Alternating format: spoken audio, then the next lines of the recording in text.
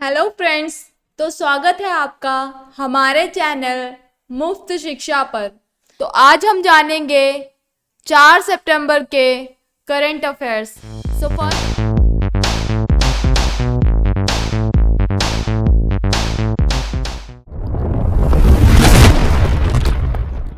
So first question है हमारा।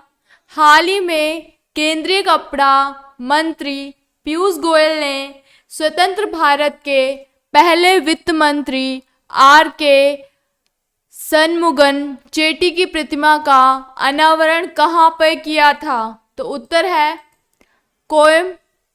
कोयम्बटूर। वित्त मंत्री भारत सरकार के वित्त मंत्रालय का प्रमुख वित्त मंत्री होता है। सरकार के राजकोषीय नीति की जिम्मेदारी वित्त मंत्री पर होती है। वित्त मंत्री संसद में वार्षिक केंद्रीय बजट प्रस्तुत करता है तथा वह देश की अर्थव्यवस्था का मुख्य संचालक होता है। तो उत्तर जैसा कि हम पहले जान चुके हैं, कोयम्बटूर। नेक्स्ट क्वेश्चन है अब हमारा। हाल ही में कौन सा राज्य आधार से जुड़ा वर्थ रजिस्ट्रेशन शुरू करने वाला नॉर्थ ईस्ट का पहला राज्य बना है? उत्तर है नागालैंड। अब जन्म और मृत्यु प्रमाण पत्र बनवाने के लिए आधार नंबर की जरूरत नहीं है। केंद्र सरकार ने लोगों को बड़ी राहत दी है। अब जन्म और मृत्यु के प्रमाण पत्र यानी कि बर्थ एंड डेथ सर्टिफिकेट के लिए आधार नंबर की ज़रूरत नहीं होगी। अब जन्म और मृत्यु प्रमाण पत्र रजिस्ट्रेशन के लिए आधार नंबर की ज़रूरत नहीं है। तो उत्तर इसका है नागालैंड, जैसे कि हम पहले ही जान चुके हैं। नेक्स्ट क्वेश्चन है अब हमारा। हाल ही में कहाँ के भद्रवाह राजमा को जीआई टैग प्राप्त हुआ है? उत्तर है जम्मू कश्मीर। एक भद्रवाह का राजमा है जिसे लाल सेम कहा जाता है और दूसरा शहद है। ये रामबन जिले का सुलाई शहद है। ये चिनाब घाटी के दो बेहद खास प्रोडक्ट्स हैं। उन्होंने कहा कि उत्पाद क्षेत्र के सामाजिक आर्थिक विकास का माध्यम है। नेक्स्ट क्वेश्चन है अब हमारा। हाल ही में किसने ज्यूरिक डायमंड लीग में सिल्वर मेडल जीता है? तो उत्तर है हमारा Neeraj Chopra. Diamond league series के प्रत्येक चरण में प्रतिस्पर्धा के लिए एथलीटों को पदक के बजाय अंक दिए जाते हैं। सभी चरणों के अंत में प्रत्येक स्पर्धा में शीर्ष 6 एथलीट सितंबर में यूजेन में डायमंड लीग फाइनल के लिए क्वालिफाई करेंगे। ज्यूरिक प्रतियोगिता में नीरज चोपड़ा ने पहले ही फाइनल में अपनी जगह पक्की कर ली थी। सो फ्रेंड्स, अब हमारा नेक्स्ट क्वेश्चन है। हाल ही में पूर्व राष्ट्रपति रामनाथ कोविंद जी के केंद्र सरकार ने किसका अध्यक्ष बनाया गया है? तो उत्तर है one nation one election committee. सरकार ने वन नेशन वन इलेक्शन यानी एक देश एक चुनाव की दिशा में एक और कदम आगे बढ़ाया है। केंद्र सरकार ने पूर्व राष्ट्रपति रामनाथ कोविंद की अध्यक्षता में एक राष्ट्र एक चुनाव की जांच के लिए 8 सदस्य समिति का गठन किया है। फ्रेंड्स, इसी के साथ हमारी वेबसाइट www.muft.शिक्षा पर जाकर आप किसी भी सब्जेक्ट से रिलेटेड कोई भी क्वेश्चन आंसर कर सकते हैं। और साथ ही अगर हमारी वीडियो पसंद आ रही हो तो हमारे चैनल को सब्सक्राइब ज़रूर करें। सो चलते हैं अब हम नेक्स्ट क्वेश्चन की तरफ। हाल ही में किसको ब्रिटेन देश का नया डिफेंस सेक्रेटरी नियुक्त किया गया है? उत्तर है ग्रांट शॉप्स। डिफेंस यानी सुरक्षित रखने के लिए जिस पर शारीरिक हमला किया जा रहा है वह अपने देश की रक्षा के लिए लड़े। किसी या कुछ के समर्थन में जिस पर मौखिक रूप से हमला किया जा रहा है या आलोचना की जा रही है। नेक्स्ट क्वेश्चन है अब हमारा, हाल ही में नेहरू मेमोरियल संग्रहालय और पुस्तकालय का नाम बदलकर क्या किया गया है? तो उत्तर है हमारा प्रधानमंत्री संग्रहालय। प्रधानमंत्री संग्रहालय प्रौद्योगिकी का उपयोग करने वाला भारत का पहला संग्रहालय है। बता दें, प्रधानमंत्री संग्रहालय या प्राइम मिनिस्टर म्यूजियम ऐसी एडवांस तकनीक के साथ भारत का पहला म्यूजियम है। देश के अतीत और भविष्य का अनुभव करने के लिए यहाँ कई इंटरैक्टिव और एंगेजमेंट जोन भी बने हुए हैं। नेक्स्ट क्वेश्चन है अब हमारा, किस देश में घोषणा की गई अक्टूबर का महीना राज्य के भीतर हिंदू विरासत माह के रूप में मनाया जाएगा? सो उत्तर है जॉर्जिया। एक महत्वपूर्ण कदम में अमेरिकी राज्य जॉर्जिया के गवर्नर ब्रायन कैंप ने आधिकारिक तौर पर घोषणा की है कि अक्टूबर का महीना राज्य के भीतर हिंदू विरासत माह के रूप में मनाया जाएगा। अब नेक्स्ट क्वेश्चन है हमारा, इलेक्ट्रॉनिक्स व्यापार बढ़ाने के लिए किन देशों के बीच टास्क फोर्स की शुरुआत की गई? तो उत्तर है हमारा भारत अमेरिका।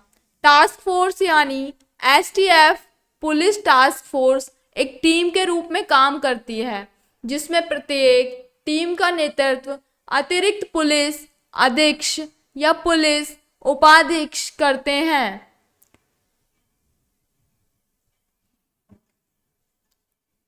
वरिष्ठ पुलिस अधीक्षक एसटीएफ द्वारा संचालित सभी कामों के प्रभारी हैं। अब नेक्स्ट क्वेश्चन है हमारा, हाल ही में किसे प्रेस इंफॉर्मेशन ब्यूरो का प्रमुख बनाया गया है? उत्तर है मनीष देसाई। जानेंगे पीआईबी यानी कि प्रेस इंफॉर्मेशन ब्यूरो। प्रेस सूचना ब्यूरो भारत सरकार से मीडिया तक समाचार प्रसारित करने वाली नोडल एजेंसी है। पीआईबी संचार के विभिन्न माध्यमों से सूचना प्रसारित करता है। प्रेस विज्ञप्ति, प्रेस नोट्स, व्याख्याता, फैक्ट शीट और फीचर लेख, तस्वीरें, वीडियो, इन्फोग्राफिक्स और सोशल मीडिया प्लेटफॉर्म्स के माध्यम से भी।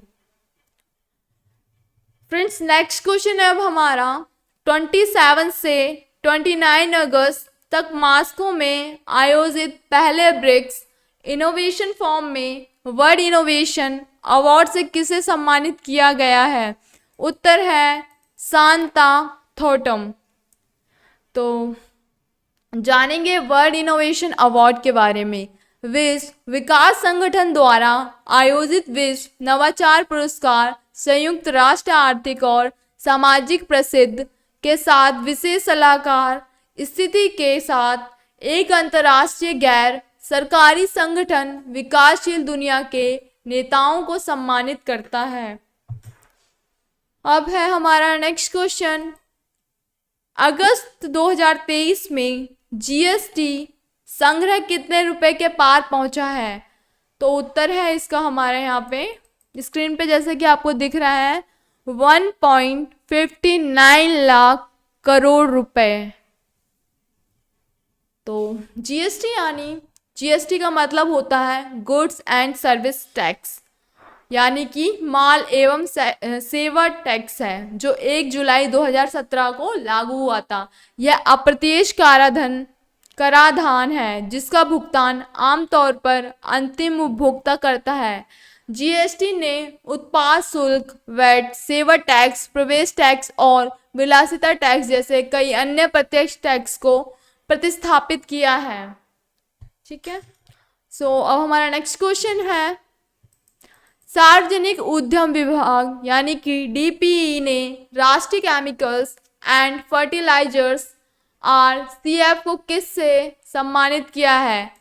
तो उत्तर है हमारा नवरत्न स्टेटस। सार्वजनिक उपक्रम को कई नामों से संबोधित किया जाता है। इन्हें राजकीय उपक्रम, सार्वजनिक क्षेत्र के उपक्रम, राष्ट्रीयकृत उपक्रम, सरकारी उद्यम, सार्वजनिक उद्यम आदि नामों से भी जाना जाता है। वास्तव में ये ऐसे उपक्रम हैं जिनकी स्थापना सरकार द्वारा जनहित में सरकारी कोष से धन प्रदान करने की जाती है, धन प्रदान करके की जाती है। सो नेक्स्ट क्वेश्चन है अब हमारा, IMF के नवीनतम आंकड़ों के अनुसार कौन सा देश दुनिया की 5वीं सबसे बड़ी अर्थव्यवस्था है? सो उत्तर है हमारा भारत। अंतर्राष्ट्रीय मौद्रिक कोष IMF यानी कि इंटरनेशनल मॉनेटरी फंड संयुक्त राष्ट्र की एक प्रमुख वित्तीय एजेंसी है और एक अंतर्राष्ट्रीय वित्तीय संस्थान है जिसका मुख्यालय वॉशिंगटन DC में है, जिसमें 190 देश शामिल हैं। यह अपने सदस्य देशों को आर्थिक एवं तकनीकी सहायता प्रदान करने के साथ साथ अंतर्राष्ट्रीय विनिमय दरों को स्थिर रखने तथा आर्थिक विकास को सुगम बनाने में सहायता प्रदान करता है। IMF का मुख्यालय वाशिंगटन DC संयुक्त राज्य अमेरिका में है।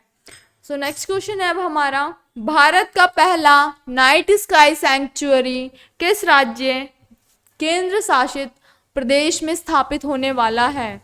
उत्तर है हमारा लद्दाख। इस नाइट स्काई सैंक्चुअरी को लद्दाख में 3500 मीटर की ऊंचाई पर बनाया जा रहा है।